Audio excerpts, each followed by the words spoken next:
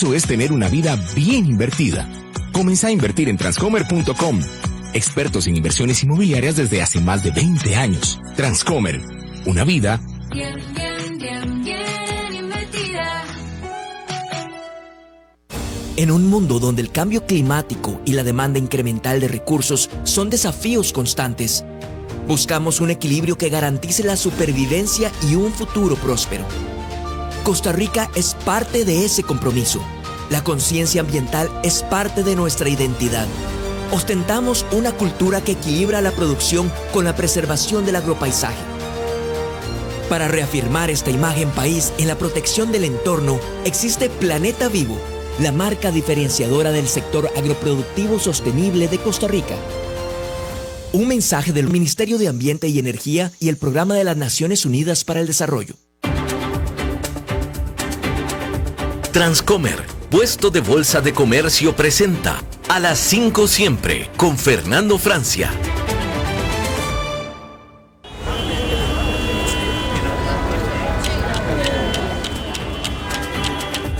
A esta hora bajamos el ruido y subimos el entendimiento de lo que importa. Economía, finanzas y realidad internacional.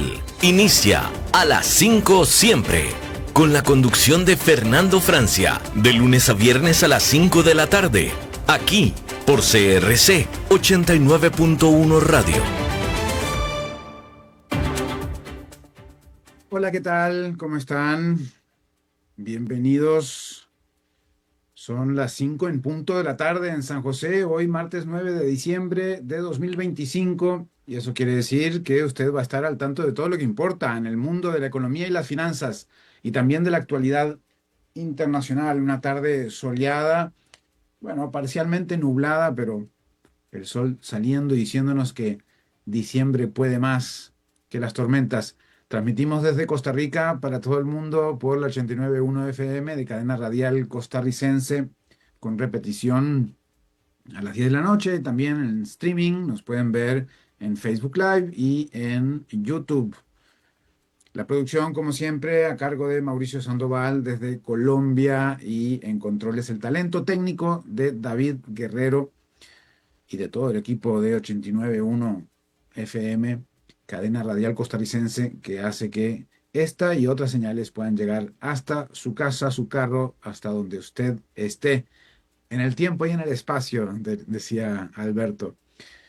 Muy bien, bueno, como siempre tenemos un programa con bastantes noticias, aunque diciembre empieza a la gente a irse de vacaciones, a hacer más complicada la labor de producción, pero pues, obviamente estamos siempre pues aquí.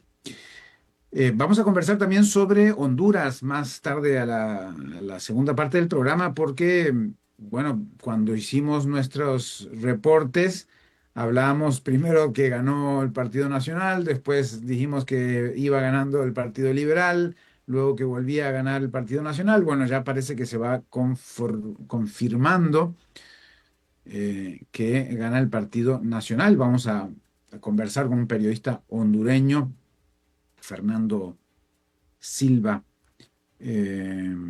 Estará con nosotros.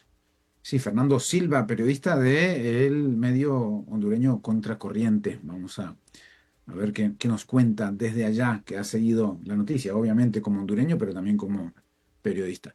Vamos a las noticias, pues, a los breves, el segmento, el panorama financiero global. Empezamos por Estados Unidos. Trump perfila como próximo presidente de la Reserva Federal, la Fed, a su asesor económico, Kevin Hassett, al que presenta como posible chairman. Los mercados, sin embargo, solo descuentan unos 75 puntos básicos de recortes como previsión hasta 2020, hasta entrado 2026, pues lejos del recorte agresivo que Trump viene prometiendo, pues parece que van a haber un recorte. Bueno, esta semana, ya hoy están reunidos en la Reserva Federal.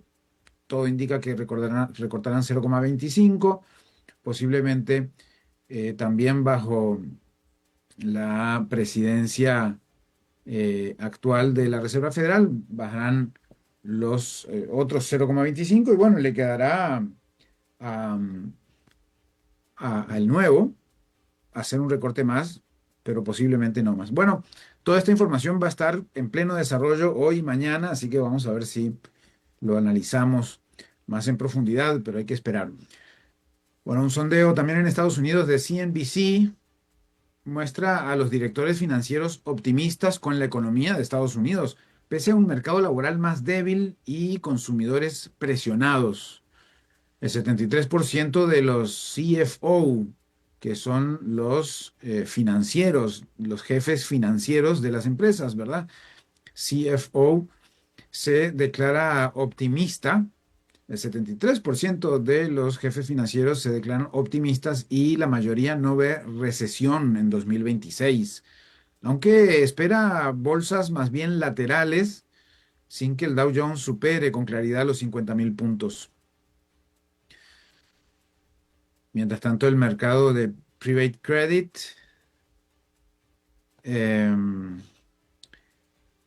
podría llegar a 5 billones, ya ronda los 3 billones de dólares en activos y podría llegar a 5 billones en 2029, un tamaño similar al segmento de deuda high yield que ofrece versiones privadas de casi todo: préstamos directos, deuda de infraestructura, créditos inmobiliario y financiamiento respaldado por activos, borrando la frontera entre mercados públicos y privados.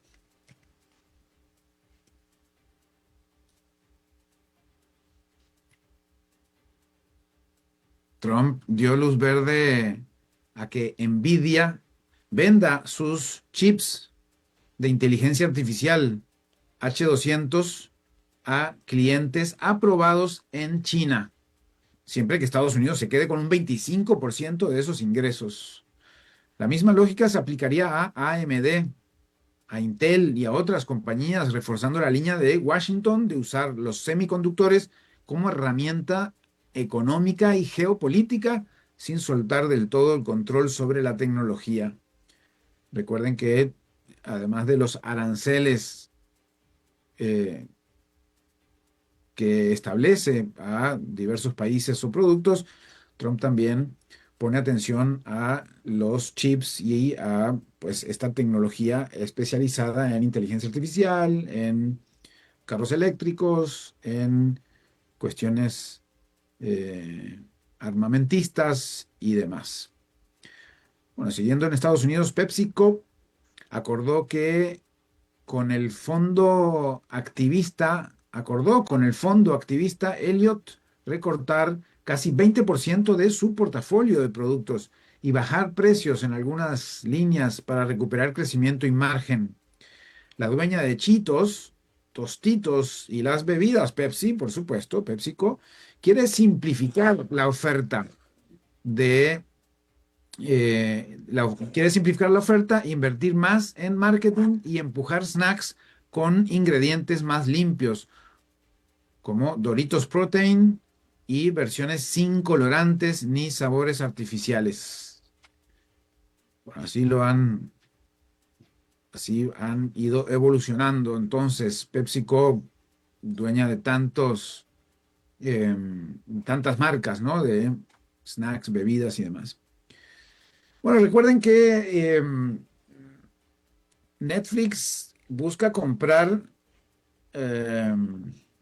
Warner Bros. Discovery, que es dueña de CNN, pero la oferta que presentó Paramount Skydance, que la consideran una oferta hostil, ¿no? Porque es como ir a la guerra, pero bueno, unos 30 y pico mil millones de dólares más que lo que Netflix ofrece. Bueno, el tema es que ahora esta oferta de Paramount Skydance deja a CNN y a otros canales de cable en una especie de limbo de propiedad, porque, bueno, hace días se celebraba que el acuerdo de Netflix de 72.000 millones de dólares no los incluía a estas cadenas, a CNN y a CBS, pero ahora una eventual combinación CNN, CBS News reabre la incertidumbre sobre estructura, mando y recortes en un ecosistema de noticias ya muy tensionado. Así que CNN empieza a aparecer en titulares por estar en una especie de limbo propietario.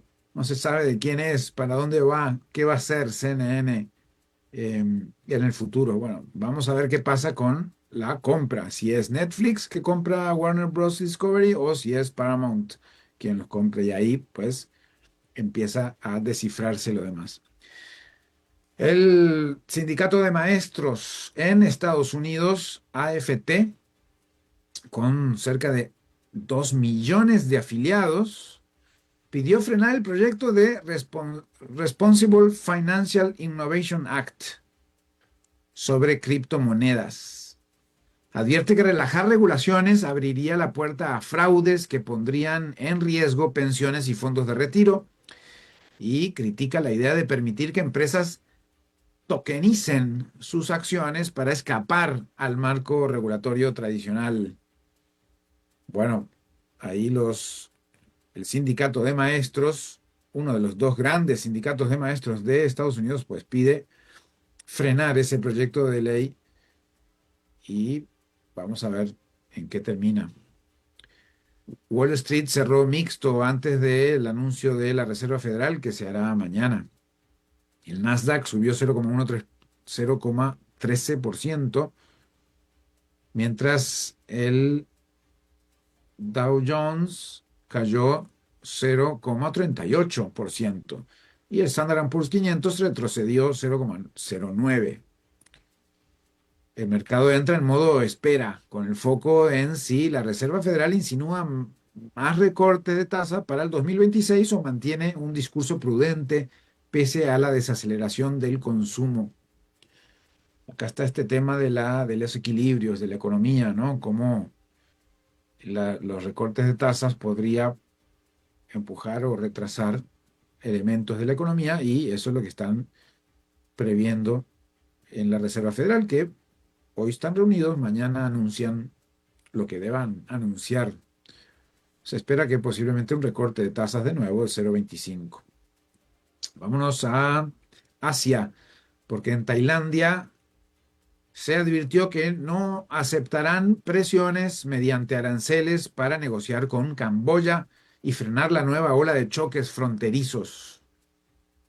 Tailandia. El canciller recordó que la vez anterior Trump congeló las negociaciones de rebajas arancelarias para forzar un alto al fuego, pero ahora Bangkok sostiene que es Camboya quien debe desescalar y que el comercio no debe usarse como herramienta coercitiva. Bueno, Tailandia le dice que no a el comercio como herramienta coercitiva. Bien interesante. Y en Beijing, el primer ministro Li Qiang pidió a sus socios comerciales evitar el uso creciente de aranceles tras conocerse el récord histórico de superávit chino de $1 billón. En un foro con el Fondo Monetario Internacional, el Banco Mundial y la OMC, la Organización Mundial de Comercio, el primer ministro Li Qiang advirtió sobre las consecuencias mutuamente destructivas de la guerra arancelaria y se presentó como defensor del libre comercio, justo cuando crecen las tensiones con Estados Unidos y Europa. Vaya, esta es una novela que no sé quién se la habría imaginado, ¿no? China, defensor del libre comercio, hablando frente a la OMC, el Banco Mundial y el Fondo Monetario Internacional, y Estados Unidos, el proteccionista de los aranceles de 2025. Capaz que le dan un premio. En otros temas, Pfizer reforzó su apuesta en el marco de obesidad, en el mercado de obesidad, con un acuerdo de hasta $2.100 millones con la China Yao Pharma para desarrollar una pastilla que actúa sobre la hormona GLP-1, la misma diana que Wegovy de Novo Nordisk. Yao Pharma llevará los ensayos de fase 1 y Pfizer tomará el control después, con la idea de combinar este fármaco con otro candidato propio que apunta al receptor GIP. replicando el modelo dual de los éxitos de Eli Lilly. Bueno, se empieza a mover el tema fármacos para la obesidad. Y la bolsa de Vietnam está viviendo un año explosivo. Pues la bolsa, el ETF Van Eck Vietnam, VNM, sube cerca del 62% en 2025, mientras el índice local, VN, avanza 38%, superando a China y al promedio de mercados emergentes. Esto en total del 2025, no es que salta en este momento.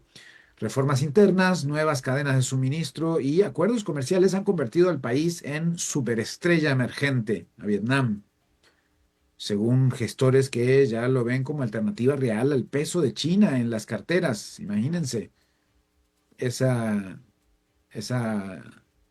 alza,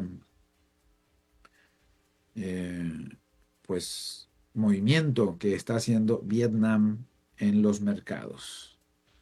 Seguimos con África, tenemos una nota de África porque el Africa Investment Forum, organizado por el Banco Africano de Desarrollo, aseguró compromisos de inversión por 15.300 millones de dólares en su edición más reciente. Aunque la cifra es menor a los 29.500 millones de 2024, los organizadores subrayan que el 95% de los 39 proyectos presentados está listo para ejecutarse, lo que prioriza calidad y madurez sobre el volumen y mantiene al foro, al Africa Investment Forum, como una de las vitrinas clave para el capital en el continente. Así que anunciaron ya esa cartera en el foro, la cartera, pues este foro organizado por el Banco Africano de Desarrollo. Vamos con un par de notas de Europa. En República Checa, el presidente Petr Pavel nombró primer ministro al multimillonario populista Andrej Babis, líder del partido, es complicado decirlo en español, el partido ANO. Ya ustedes dirán esa sigla así seguidita. El partido ANO de el multimillonario populista Andrej Babis asumirá el poder la próxima semana. Su gobierno incluirá al partido ultraderechista y euroescéptico, el SPD, y a motoristas por sí mismos, crítico con la agenda climática de la Unión Europea, lo que enciende alertas sobre el rumbo del país que iba un poco, digamos, en la línea pro Unión Europea, pro OTAN y demás, pues ahora parece que por el lado de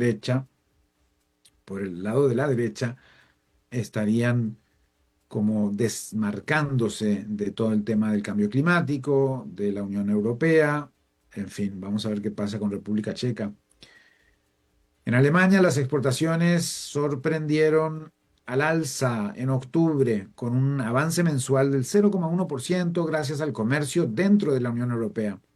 Los envíos a socios de la Unión Europea subieron 2,7%, mientras que las ventas a Estados Unidos y China cayeron con fuerza, reflejando el impacto de los nuevos aranceles del 15% de la administración Trump sobre productos europeos.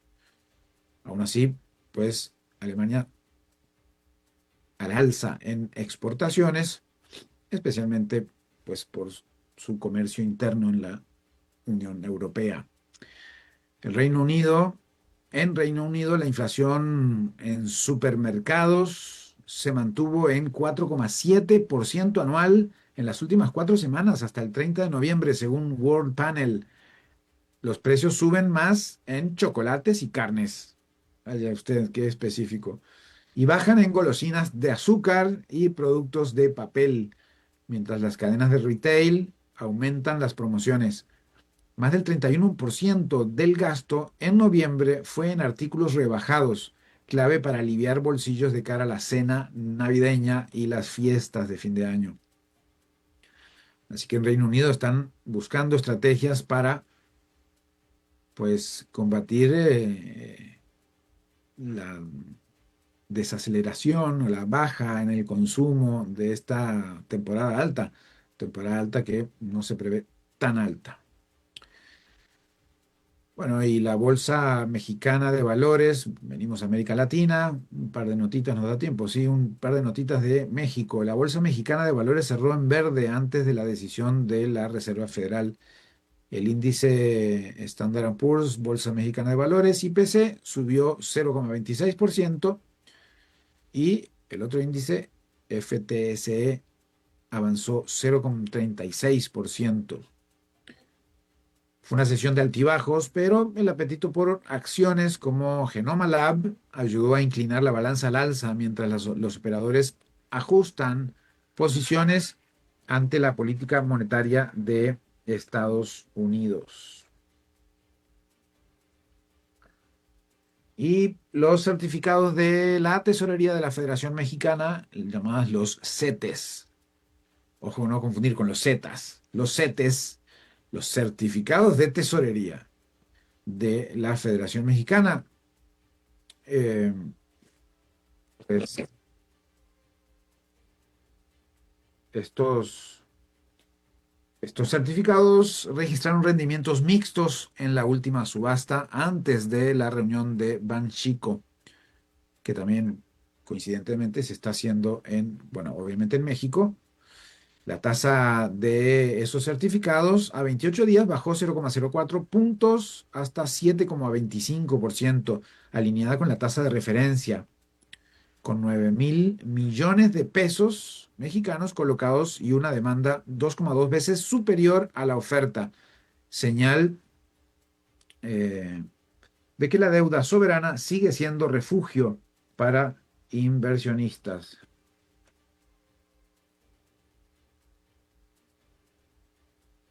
Los certificados de la tesorería, entonces serían estos 9.000 millones de pesos colocados, serían alrededor de 500 millones de dólares colocados en los bonos del Tesoro mexicano. Muy bien, ayer les comentaba sobre la economía del año, ¿no? Les dije que íbamos a decir cuál era la economía del año según la revista The Economist, pero quedó ahí colgado y le tenemos la información, por supuesto, a quien se quedó con esa, mm, con esa duda, con esa incógnita. Adivinen ustedes quién habrá sido. No fue los más grandes en Producto Interno Bruto, aunque es obviamente uno de los temas que se calcula. Pero la economía del año, según The Economist, en 2024 fue España, por si no lo recordaban. La economía con mejor desempeño en 2025 fue Portugal. Así que ahí entre vecinos se pasan la estatuilla. Encabeza un ranking que compara a 36 países a partir de 5 indicadores clave: la inflación, la desviación de la inflación, el Producto Interno Bruto, el empleo y el desempeño bursátil. Todos temas que vemos acá pues cotidianamente, ¿verdad? A las 5 siempre. Son temas que la revista The Economist tomó para elegir la economía de mejor desempeño 2025. La revista destaca que Portugal combinó crecimiento del Producto Interno Bruto por encima de la media europea, inflación contenida y un mercado bursátil que subió más del 20%, impulsado por un turismo fuerte, la llegada de residentes extranjeros con alta capacidad adquisitiva. Esa mezcla permitió desplazar a España, ganadora del año anterior, como les decía. Y es muy curioso que no sé si ustedes conocían los pigs, y no me refiero, no me refiero a los cerdos, a los cerditos, a los pigs. Pigs les decía así a unas economías un poco mediterráneas, pero bueno, estaba Portugal, estaba Grecia. ¿Quién más estaba en los pigs? A ver si se acuerdan. estaba Portugal, Irlanda a veces, Grecia y, em, y bueno, España. Es la S de Pigs, Spain. Portugal, Italia, Grecia y España, ¿no? Obviamente mediterráneos y em, allí están bastante bien rankeados según la revista The Economist, lo cual sorprende un poco a todos. En América Latina, Colombia subió bastantes puntos, indica la revista The Economist también, ¿no? No llegando al top 10, pero sí en el primer, pues por ahí cerca del top 10, en el primer tercio de su lista de 36 países. Bien, vamos a hacer una pausa y enseguida volvemos con más información.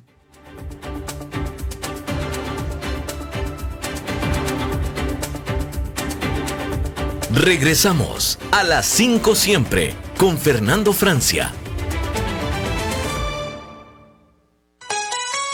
Cuando vos estás bien, todo a tu alrededor mejora. Tu familia, tus amigos, tus planes, tu tranquilidad. Eso es tener una vida bien invertida. Comenzá a invertir en Transcomer.com. Expertos en inversiones inmobiliarias desde hace más de 20 años. Transcomer. Una vida bien invertida.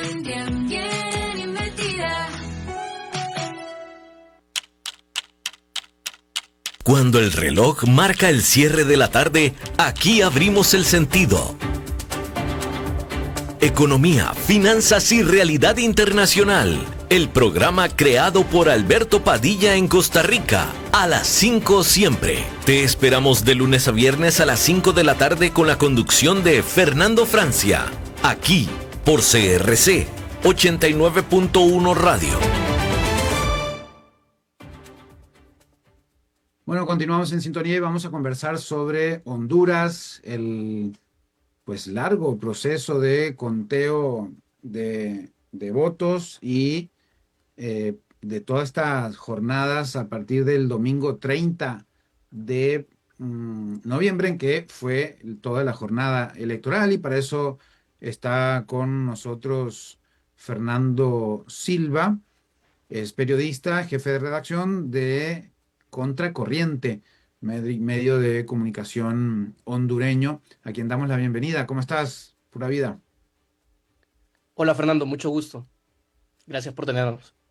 Claro, qué gusto tenerte por acá para que nos expliques un poco cómo pasa esto de un conteo tan ajustado y bueno, que demora tanto tiempo, ¿no? Aunque pues puede ser entendible que la Comisión Nacional Electoral se lleve su tiempo para no tirar cifras que luego vayan a ser diferentes, ¿no? ¿Cómo vieron ese proceso del tiempo que se toma la Comisión Nacional Electoral, Fernando? Vos desde tu mirada de periodista y de pues, eh, quien siempre está atento a toda la realidad hondureña. Bueno, ya es un proceso bien particular en el sentido de que ha sido una elección tan apretada porque hay un alto grado de polarización en el país, porque hubo también factores externos que influyeron de alguna forma en la elección. Es como una condición muy particular en este periodo, en este comicio, en comparación, por ejemplo, con 2021, que había un margen mucho más alto por parte de la ganadora en ese momento, que era la actual presidenta Xiomara Castro. Y en comparación incluso con 2017, que bueno, que también hubo acusaciones de fraude. Entonces, en este caso hay pues este margen que es de un poquito más del 1% en este momento, con menos del 1% de las actas que tienen que contarse a través del TREP, que es el sistema de transmisión de resultados rápido de las elecciones. Y bueno, en ese contexto, las actas que no se transmiten a través del TREP porque tienen irregularidades o porque tienen inconsistencias, tienen que pasar a una fase de conteo o de escrutinio especial. Y eso es lo que va a pasar ahora. Em, También ha habido muchas dificultades técnicas por parte de la empresa que tiene encargada el TREP, el sistema de transmisión de los resultados electorales preliminar. Y eso también ha complicado, digamos. Ya estamos a más de una semana de que se realizaron las elecciones y eso en comparación a lo que ha pasado en otros procesos, pues es anómalo. Anómalo. Ahora, Sí.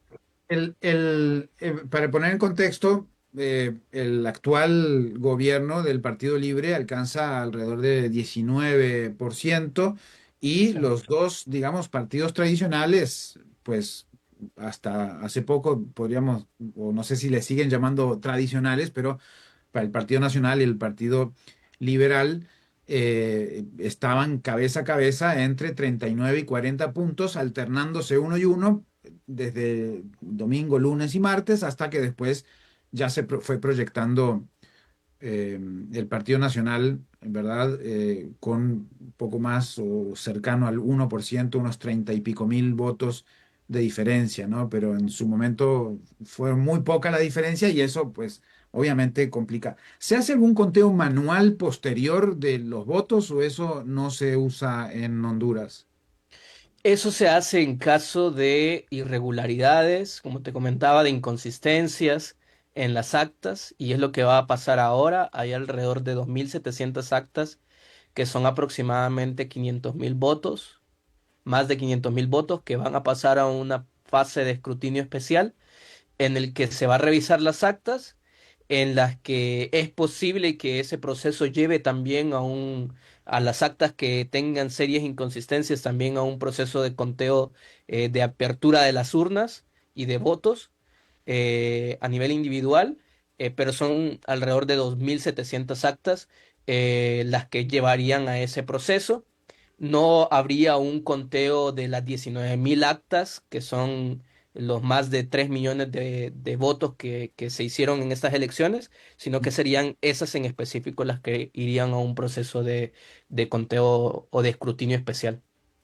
Ahora, justo estoy viendo un tweet, no sé de qué exactamente la hora, creo que es de las 5 de la tarde, Ujú. o lo estoy viendo mal, de Manuel Zelaya, el expresidente hondureño y fundador del Partido Libre. Está diciendo que el Partido Libre y la candidata Rixi Moncada pues no aceptan los resultados del TREP y básicamente está diciendo, eh, pero no sé si se está refiriendo exactamente a que no, entonces no estaría aceptando el gobierno, pues el partido de gobierno, los resultados de este proceso electoral. Sí, bueno, desde el fin de semana había como mucha expectativa porque ya habían salido varios ministros a decir que aceptaban la derrota, pero Ajá. no había una posición oficial por parte de la candidata, más que lo que ocurrió el martes pasado, en el que ella prácticamente sola salió a denunciar irregularidades y salió a cuestionar un poco el proceso como tal, pero no había una posición oficial de qué iban a hacer o si iban a aceptar la derrota.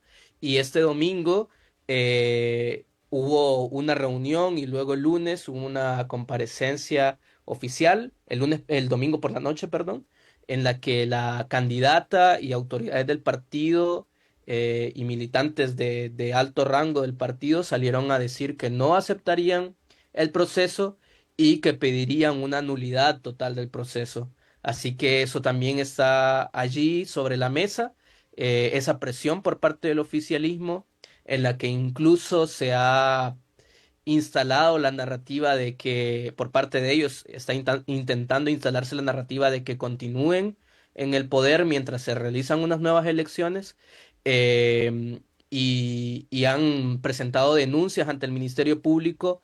Lo principal que ellos argumentan es injerencia y coacción por parte del presidente de Estados Unidos, Donald Trump, que hizo 3 publicaciones previo a las elecciones dos publicaciones previo a las elecciones y una publicación posterior a las elecciones en las que prácticamente pues apoyaba al candidato del Partido Nacional, Nasri Tito Afura. Y luego el otro argumento del oficialismo es denuncias de amenazas que recibieron los votantes, o supuestas amenazas que recibieron los votantes, para no votar en favor del oficialismo. El Sistema Nacional de Emergencias presentó en estos días una denuncia ante el Ministerio Público sobre esto, y bueno, hay que recordar que también el Ministerio Público responde directamente al oficialismo, así que habría que ver qué es lo que pasa con estas denuncias. Había una inconformidad de Salvador Nasralla, del Partido Liberal, en cierto momento del conteo. Pues él empezó abajo, subió, pasó a primer lugar como ganando, y después empezó pues a bajar, y Nasri Asfura a subir a primer lugar.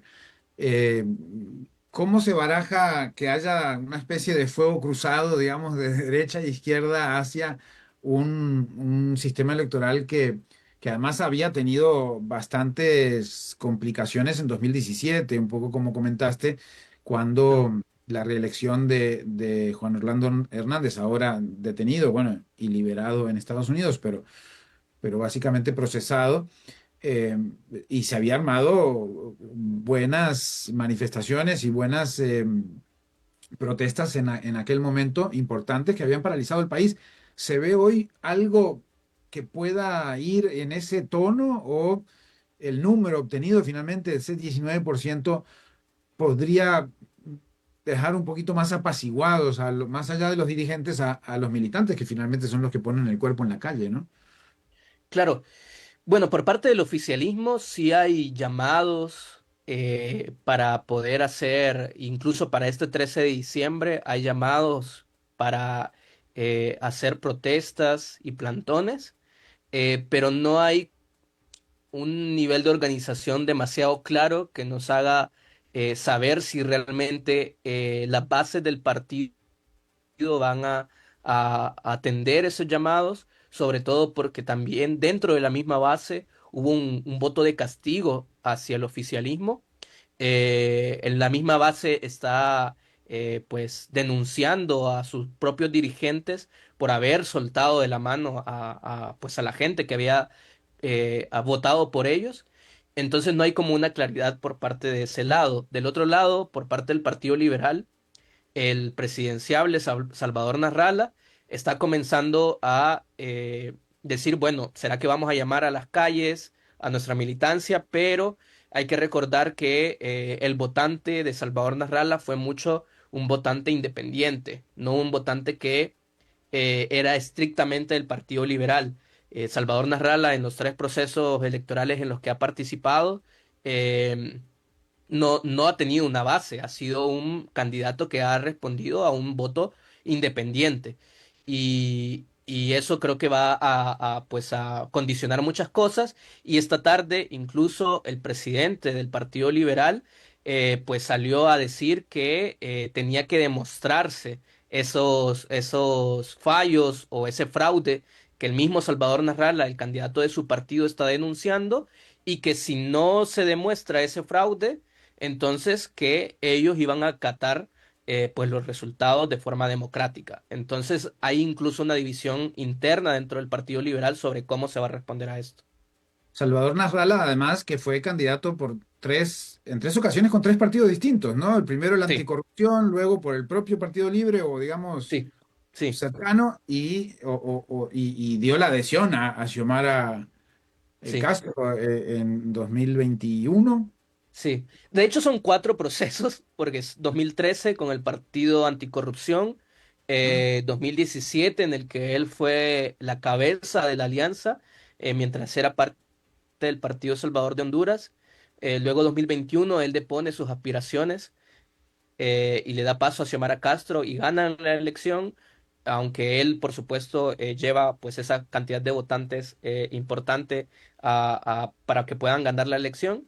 Y luego, pues estos comicios en los que él es parte del Partido Liberal o Con el se Partido adhiere al Partido Liberal, Liberal. con el Partido Liberal que antes había ganado José Manuel Zelaya, ¿no? O sea, esto es una Exacto. especie de juego de mosqueta que te digo que no encuentro dónde está la pelotita, ¿ah? Es una cosa. Sí, claro.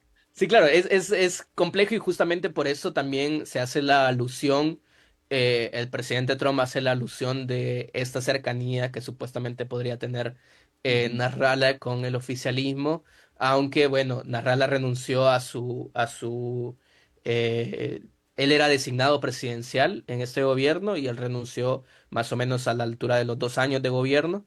Y se desvinculó y ha estado, digamos, en una guerra de narrativas constante con el oficialismo.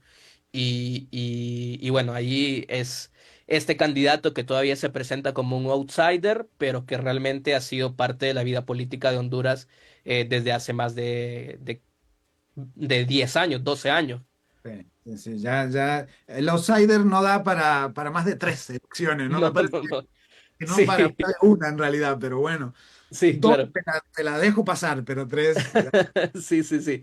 Sí, y bueno, aquí él hablaba mucho de que esta sería su última elección si no resulta ganador. Habría que verlo porque pues esto es algo que también ya había dicho antes.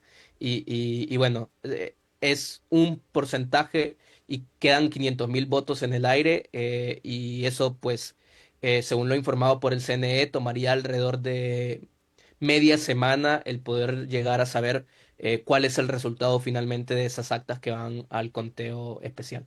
Ahora, el punto, en realidad, pareciera que por la situación actual, es decir, con las condiciones actuales, gana el Partido Nacional. Ahora, si el Partido Libre pretende establecer que hubo injerencia extranjera o que hubo otros elementos anómalos y el Partido Liberal también podría estar tirando otro tipo de acusaciones, habría que ver si la institucionalidad hondureña cómo responde, ¿no? Porque fuertes movilizaciones hubo, bueno, empezando por las del 2009, después del golpe de Estado y de que pues trajeron aquí al presidente constitucionalmente electo, José Manuel Zelaya, en ese momento, aquí a Costa Rica. Lo fuimos a recibir al aeropuerto en pijamas, venía ahí en un avión que lo recibió el propio presidente eh, Oscar Arias aquí. Bueno, ahí hubo muchísima manifestación, tanto que luego se conformó más o menos a partir de ahí el Partido Libre y otros movimientos, Sí. pero y en 2000 y en 2014 por ahí hubo otra serie de manifestaciones, las del 2017 muy fuertes, pero no necesariamente terminan volcando realmente la elección, es decir, la institucionalidad se establece un ganador y se mantiene, lo logra mantener y bueno, y luego la presidencia corrió en una reelección que podía haber sido cuestionada, por ejemplo, la de Juan Orlando Hernández. Sí, yo creo que aquí, pues lamentablemente hay que considerar el papel de la comunidad internacional, en este caso también de Estados Unidos, y pensar en que Estados Unidos tiene una posición bastante clara, y es que apoyan al candidato que en este momento está aventajando por 40.000 votos la elección. Un margen muy pequeño que va a dejar a un gobierno, o una sociedad muy polarizada. Pero que eso, hay que pensar en eso, que en 2017 fue clave justamente el apoyo que podía dar, en este caso, la Embajada de Estados Unidos al candidato que se declara ganador por parte de la institucionalidad y que en este caso también parece que eso va a ser un factor clave para esta elección. Y ojo que Y, fue un candidato que apoyaron en ese momento y que luego, y que luego tuvieron que procesar en una corte del Distrito Sur de Nueva York por cargos relacionados con narcotráfico y que luego el presidente Trump le dio un indulto. Sí. y que por cierto ahora de nuevo están requeridos por las autoridades, pero ya locales, ¿no? Así es, ayer se emitió un requerimiento fiscal, la Fiscalía emitió un requerimiento en contra y una alerta internacional en contra del expresidente Juan Orlando Hernández, que recién salió de la cárcel y que ya hizo un par de apariciones en redes sociales, y que justamente ha señalado al oficialismo y ha señalado pues una supuesta persecución en contra de él, y ha agradecido de forma muy explícita al presidente Donald Trump por esa liberación. Y bueno, una serie de también de asesores del presidente estadounidense que también están empujando mucho por lo que está pasando en las elecciones actualmente aquí en Honduras. Eso te iba a comentar. También vi varios medios anunciando que algunos asesores, altos asesores de Trump, sabemos que en las elecciones estadounidenses hay asesores más cercanos a Trump, pero hay también una gran cantidad de asesores lejanos que no ni siquiera están en contacto con los candidatos, porque son asesores de medio nivel, digamos, estatales, y bueno, es un organigrama obviamente bastante más complejo, superior superior en números a lo que tenemos en nuestros países centroamericanos, pero en este caso se mencionaba un asesor muy cercano de Trump, estando asesorando a el Partido Nacional y a Nasri Nasrallah. em, y esto pues también generó como que vino a redondear o a subrayar esta injerencia por medio de comunicación directa del propio presidente, ¿no? Es decir, hay ahí, y esto se suma además a lo que pasó en Argentina, como que hay ahora un nuevo, bueno, al estilo Trump, una injerencia narrativa, una injerencia vociferal, que sin duda mueve agujas, ¿no? Sí, claro, incluso saltándose sus propias indicaciones por parte de su propio gobierno, en el que habían dicho que América era primero, que Estados Unidos era primero y que no iban a involucrarse en la política exterior de otros países, pero a pesar de eso, Trump ya lo ha hecho en repetidas ocasiones, y parece que eso va a ser también una regla cuando se ejecuten los comicios. Creo que en Costa Rica el próximo año también hay comicios electorales, así que creo que ese factor dentro de los escenarios va a tener que empezar a pensarse en Latinoamérica, porque parece que hay un foco importante sobre lo que está pasando en Latinoamérica. Y aquí yo creo que es interesante lo que pasó con Juan Orlando Hernández, porque también hay una narrativa de una guerra contra el narcotráfico en la región por parte de Donald Trump, del mismo Donald Trump, pero a la vez está indultando a alguien a quien se le ha señalado de traficar toneladas, cientos de toneladas de cocaína a Estados Unidos. Entonces, yo creo que eso es interesante. Y bueno, es el caso de lo que pasó aquí en Honduras y esas publicaciones que hizo Donald Trump. Creo que es un caso de estudio que va a quedar para la historia definitivamente del país, en el que un presidente a 2 días de las elecciones, un presidente de Estados Unidos, pide el voto, no solo pide el voto además, y amenaza con que si no se vota por ese candidato, las relaciones con ese país se van a complicar. Entonces, esa coacción, esa injerencia es bastante clara.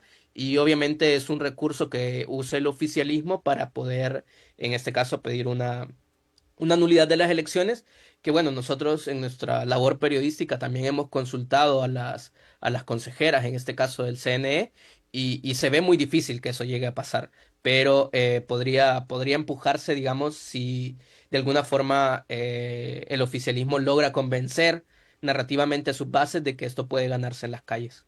Ujú. Bueno, sí,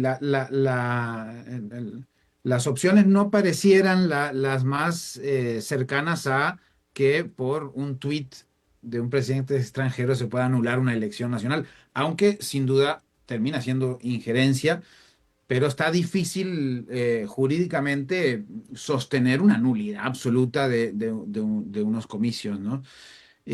Ahora, por otro lado, también queda la Asamblea Legislativa elegida en ese proceso electoral, en donde eh, ninguno tendría una mayoría absoluta, aunque por poquitos curules el Partido Nacional tendría algunos más que el Partido Liberal, pero bueno, ahí las alianzas podrían jugar para un lado y para el otro en relación con una facilidad para pasar proyecto de ley por parte del próximo oficialismo, pues sea cual sea, pero lo que apunta es que será el Partido Nacional, que tampoco la tiene tan fácil, aunque es la, digamos, minoría más grande o el grupo mayor sin mayoría absoluta, ¿no?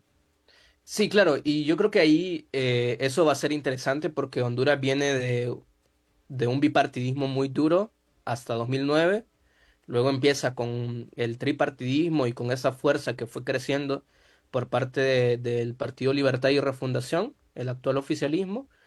Y luego llegamos en ese transcurso a que el Partido Liberal había pasado a ser una tercera fuerza política y que luego ahora vuelve a convertirse en una segunda fuerza política muy cerca del Partido Nacional.